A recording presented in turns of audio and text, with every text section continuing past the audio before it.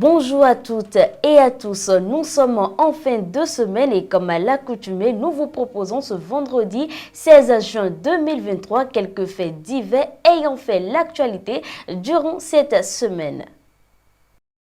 Deux frères jumeaux répondent à l'appel de l'Éternel le même jour. Fousseni Yaro, le frère jumeau de l'ancien journaliste Alassane Yaro de l'Office de radiodiffusion et télévision du Bénin, ORTB, a aussi rejoint le Père Céleste ce mardi 13 juin 2023.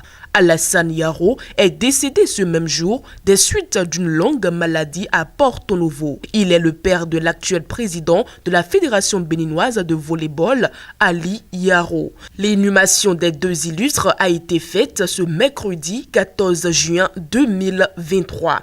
Et pour avoir tenté de kidnapper une fillette avec sa bande, un mineur de 15 ans est poursuivi devant la criette. Selon Libre Express, l'intéressé a reconnu les faits à la barre. Il a déclaré que le jour de l'opération, tous les autres seraient restés dans la brousse. Il serait donc allé seul dans la maison de la fillette où il a été appréhendé. Selon l'adolescent, la bande ne serait pas à son premier acte. Ils auraient déjà enlevé une personne dans la ville de Parakou au quartier Zongo. Après la déposition du prévenu, le ministère public a requis l'incompétence de la criette compte tenu de l'âge du mis en cause. Le juge en charge du dossier va se prononcer sur la demande du ministère public le 8 août prochain. Toujours à la criette, un 16-agéné a été condamné à 15 ans de réclusion criminelle le mardi 13 juin 2023. Les faits s'étaient déroulés en 2019 à Adjagbo, commune d'Abomey-Calavi. Selon les propos rapportés par BIP Radio, l'accusé aurait reconnu les faits lors des enquêtes préliminaires, avouant qu'il a eu plusieurs fois des rapports intimes avec la petite fille de 11 ans, à l'époque vendeuse ambulante de fromage. Le père ayant constaté que sa fille rentre souvent tardivement de la vente du fromage, a décidé d'aller un jour à sa recherche. C'est ainsi qu'il découvre sa fille dans la chambre du 16-agénaire. Arrêté et déposé en prison, l'homme de 66 ans a rejeté en bloc ses aveux à l'audience. La cour l'a condamné à 15 ans de prison. Au tribunal d'Abomey-Calavi, un marabout âgé de 25 ans a été condamné pour avoir escroqué une commerçante via des informations sur Internet. Selon les informations rapportées par BIP Radio, le marabout aurait fait des publications d'un savon magique qu'il fabrique sur Internet.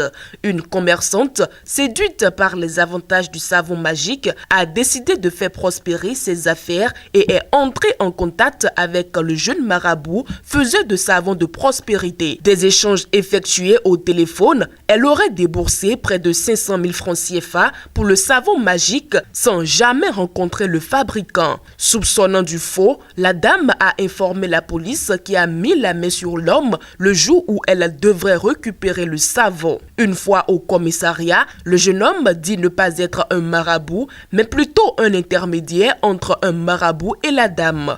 Des messages et audios WhatsApp échangés avec la dame révèlent le contraire. Le juge l'a donc condamné à 5 ans de prison, dont 2 fermes. Autre fait divers de cette semaine, pour non-remboursement du prêt contracté pour son mariage, les tôles de la maison d'un couple ont été ôtées.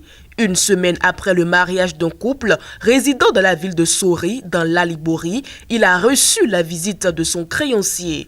En effet, le couple a contracté un prêt de 600 000 francs CFA pour renflouer son petit commerce, propos avancés comme motif, ce qui n'est pas le cas.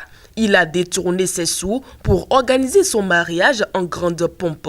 Comme convenu, il devait rembourser l'argent à une date donnée.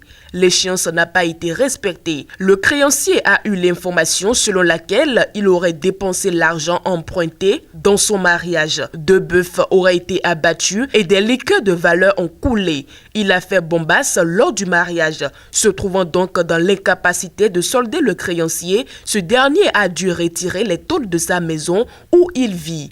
Et ceci en complicité avec le propriétaire de la maison à qui le couple reste devoir des loyers impayés.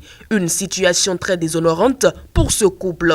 Plusieurs personnes aiment paraître plutôt qu'être. Avant-dernier fait divers recensé pour vous cette semaine, 103 personnes sont mortes dans le centre-nord du Nigeria après qu'un bateau les transportant ait coulé dans une rivière.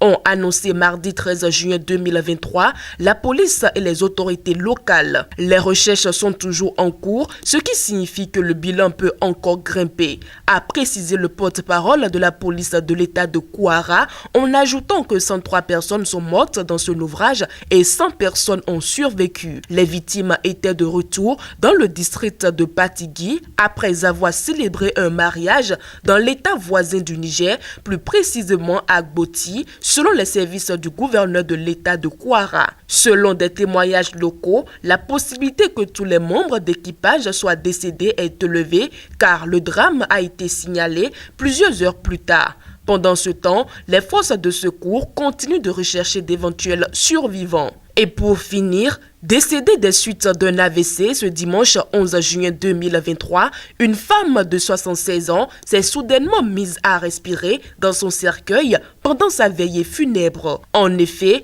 la femme miraculée avait été hospitalisée pour un accident vasculaire cérébral et a subi un arrêt cardio-respiratoire. Le décès de cette dernière avait été déclaré le vendredi dans un hôpital de la ville et comme elle ne réagissait pas aux réanimations, le médecin a donc confirmé son décès. Alors que sa famille s'apprêtait à lui rendre un dernier hommage, Bella Montoya, à l'intérieur d'un cercueil ouvert, respire brusquement. Avec sa main gauche, elle frappait les parois et sa main tremblait, a déclaré son fils dans une vidéo publiée sur les médias locaux. Ma maman est sous oxygène. Son cœur est stable. Le médecin lui a pincé la main et elle a réagi, ajoute le fils de la ressuscitée dans les propos rapportés par le journal El Universo. Un comité médical a été délégué dans le but de revoir ce cas insolite en profondeur afin de connaître la véritable raison de ce fait.